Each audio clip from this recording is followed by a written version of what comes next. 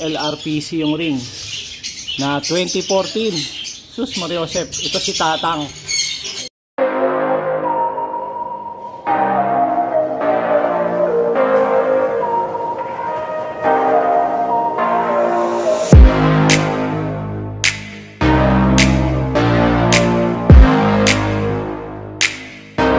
So sa video na to, pasyalan natin yung mga breeders ng ating mga kalapate. Tara! Simulan natin dito sa foundation bird natin. Ito yung grizzle, kak yan. Ayan, ang ganda. Yung kondisyon natin yan para mag-itlog ulit. Tingnan natin yung paa niya. Kung talagang ano yan, nagpupulbos na yung paa. So ibig sabihin ay talagang kondisyon yan. Napakagandang grizzle dito. Ayan, no? Laki ng ilong. So ito naman, yun yung kanyang hen.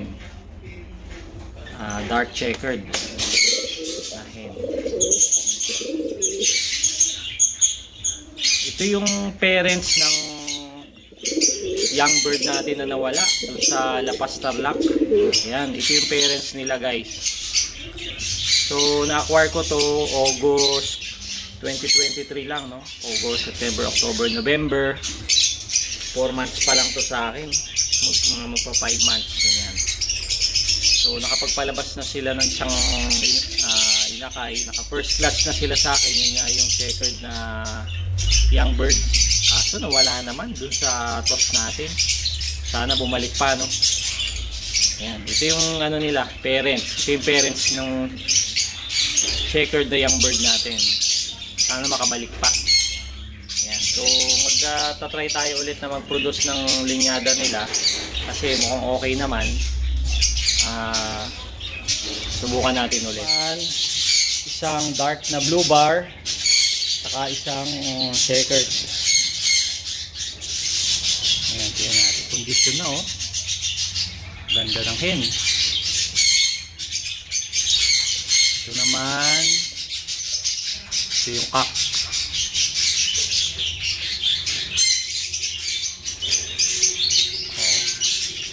Pinilagyan ko na ng pugad. Siguro baka within 5 to 10 days magka-itlog na to. So nga pala, guys, itong Paris na to, hindi ko to binili, no? Bigay lang to ng tropa. Meron tayong tropa sa Valenzuela, yung classmate natin ng high school na matagal na rin nagkakalapate. Shoutout sa iyo, Gerald Untal. Idol. Salamat sa foundation bird na binigay mo sa akin. So lagaan natin to. Ayan, so ito yung dating foundation bird. Kaya tapos tayo na yung magtutuloy. Napakabait na tropa niya si Gerald Dontal. So maraming salamat sa iyo, idol. Sana magkaroon ng resulta tong mga breeder na binigay mo sa akin. Babalitaan kita, idol. Galing naman to sa tropa dito sa Apalit. Ayan. Bali ito nabili ko nung July, hindi ako nagkakamali, July 2023 lang. Kasi nag-start lang naman ako magkalapate July lang, no? July 2023. So isipin nyo, magpo 4 months or 4 to 5 months pa lang tayo nagkakalapate ngayon. Kaya wala pa talaga tayong experience, no? Newbie pa talaga. Ayan, kaya kung may mga suggestion kayo, guys, comment lang kayo sa YouTube vlog natin para makatulong kayo sa pagkakarera natin. Ayan, checkered na kak at saka dark blue bar na hen. Ayan, medium size lang yung hen, no? Saka bilog na bilog. Ayan, yung kak naman ganun din, halos hindi sila nagkakalayo. So in-acquire natin to, wala naman tayong mga pedigree, no? Kaya for the sake of For purposes of this vlog, babanggitin ko yung mga linyada.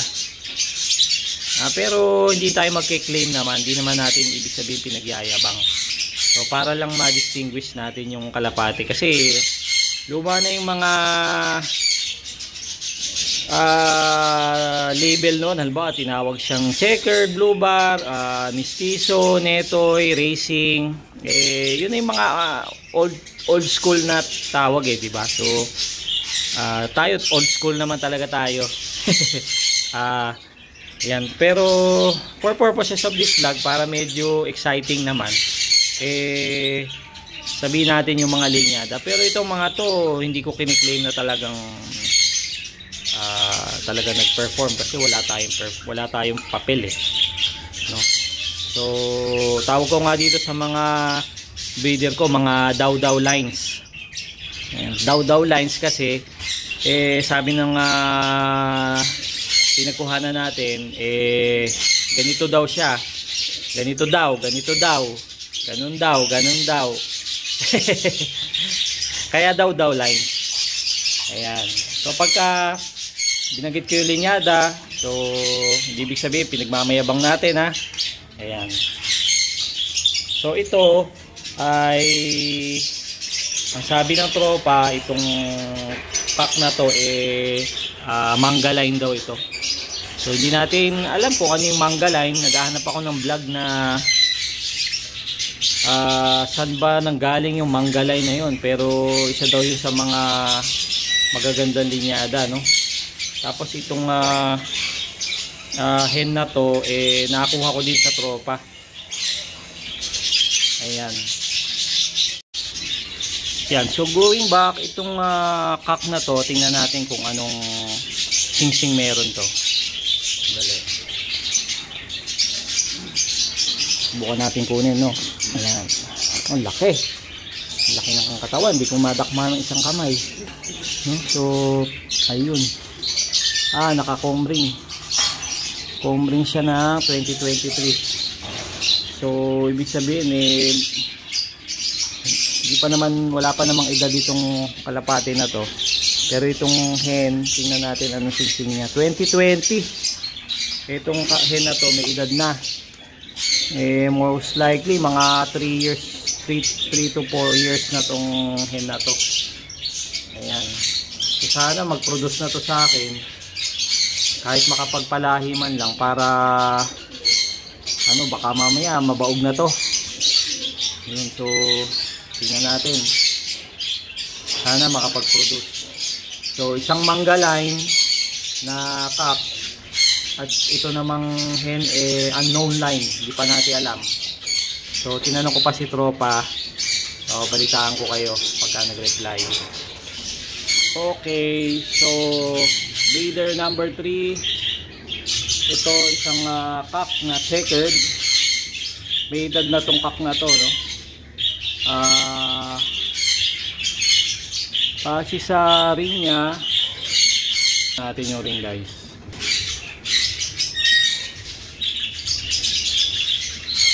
Ibang ring niya, RPC. Hindi natin masyado makikita. SLRPC yung ring na 2014. Sus Mariosep, ito si Tatang. Ayan, yan ang tawag ko dyan, si Tatang. Yan ang pinakamatanda sa loob ko, no? Sa mga breeder. So na-acquire natin to noong August 2023. So halos 4 months na to sa akin, and pinaris ko siya sa basal na hen. Ito yung bang tawag dito, guys, brown o light brown o yellow. Ayan. So off color, pinaris natin sa off color. Bigay ito sa atin ng tropa, no? Magkaiba yung pinagkuhanan natin ito. So sabi ng tropa, high milim of color daw ito. meron nga silang inakay eh. So tingnan natin. So finally naglabas to ng inakay sa atin.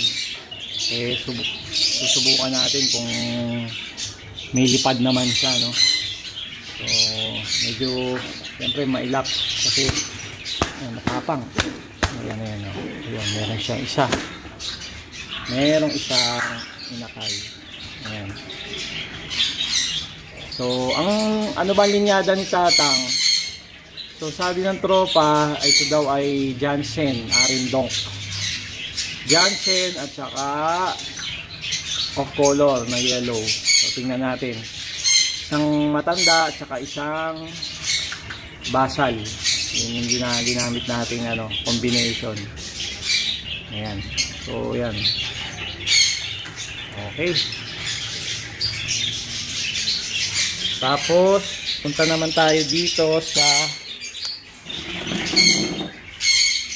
at ito guys, meron ba kayong napapansin sa color nito? Ayan.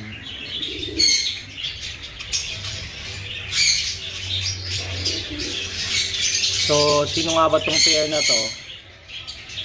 Yan ang parents ni Opal. Oh my God! Yan. Ito yung hen at ito yung cock.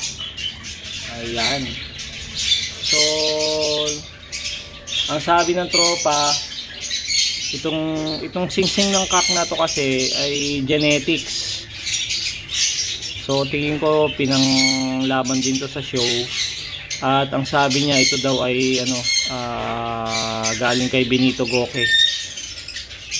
So sabi daw, no, Benito Goque daw.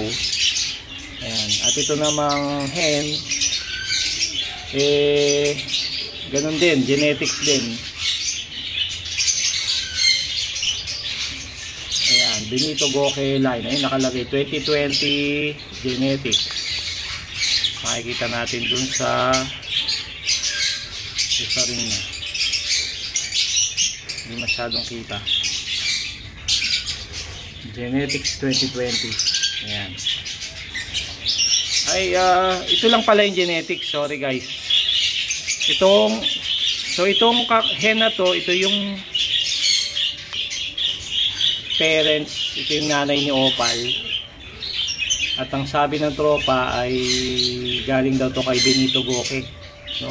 Sa genetics. Kaya ang singsing yan ay genetics 2020. So ayan. Tingnan yung kulay, oh. Light yung opal niya, no? Diyan ang galing yung kulay ni opal natin, yung flyer natin. So, hindi ko malaman bakit ba ang kulay ni opal eh sobrang dark. Pero ang parents niya eh light naman. Ito pa. Ito naman yung cock. Ayan. Ito ay Taiwan bird na opal. Ayan. So naglilimlim siya ngayon. Yan ang tatay ni Opal, no? So mayroon ng kapatid si Opal. Sana magkaroon ng matuloy yung pagpisa niya kasi guys, nabasag yung ano nito eh. Yung itlog niya. Tapos hinayaan ko lang muna kasi yung isa niya nabugok. So tinapon ko na. Ngayon naman hindi ko alam kung bugok ba o hindi fertile. Ito yung natitira mukhang fertile naman kaso nabasag. Nung sinisilaw ko kahapon kasi dapat in-expect ko mapipisa na yan within the week bala ko na nga sanang itapon kasi pang second week na niya nabasag yun pero walang butas. Ngayon nung sinisilaw ko may gumagalaw doon sa loob kaya sabi ko naku tibay naman itong inakay na to, buhay pa, no? May basag yung shell niya halos siguro mga 1/4 yung yung crack medyo lumubog pero walang butas. So abangan natin kung buhay talaga to. Antayin natin mapisa kasi gusto ko na nga sanang kunin para makapagsimula ulit. Bigyan natin ng chance. Ayan. Okay. Yan ang ating breeder. Konti lang, no guys. Meron pa pa tayong mga kinuhang breeders sa Bio Pigeons naman. So abangan nyo, vlog ko rin yung pigeons na yun na kinuha natin sa Bio Pigeons. Okay, so hanggang dito na lang. Maraming salamat sa panonood. Ito ang inyong nervyosong fancier, Ebong Love TV. God bless. Bye-bye.